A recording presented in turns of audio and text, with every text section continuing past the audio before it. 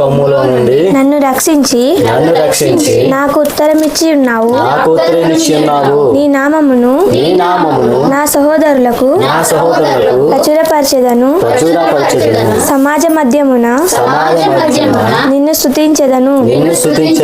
యెహోవా యందు భయభక్తులు గలవారారా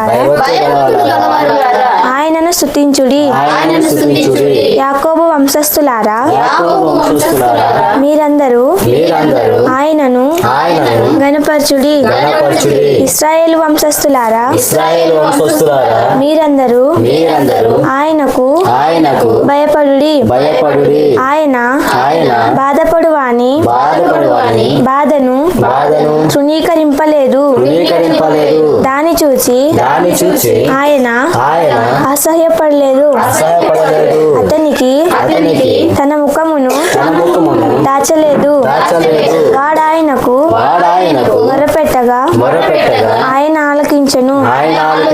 మహాసమాజములో నిన్ను గూర్చి నేను కీర్తన పాడెదను.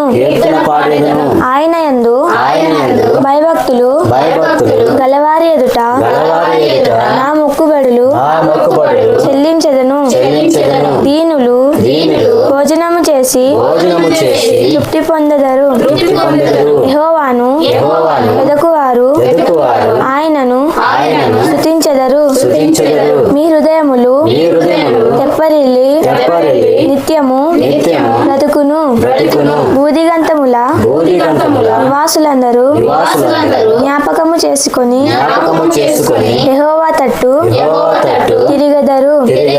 అన్యజనుల వంశస్థులందరూ నీ సన్నిధిని నమస్కారము చేసెదరు. రాజ్యము యెహోవాదే. అన్యజనులలో ఏలువాడు ఆయనే.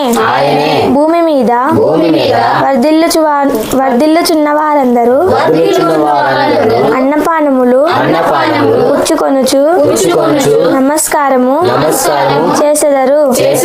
తమ ప్రాణము కాపాడుకొనలేక మంటిపాలగు వారందరూ ఆయన సన్నిధిని మోకరించెదరు. ఒక సంతతి వారు ఆయనను సేవించెదరు. రాబోవు తరమునకు ప్రభువుని గూర్చి వివరింతురు.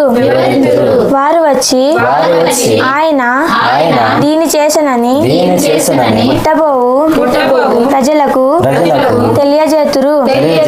ఆయన నీతిని వారికి ప్రచురపరుతురు. ఈ వాక్యం మన ఇంట్లో ప్రభువుగా దీవించిన దాకా కూర్చున్నాం.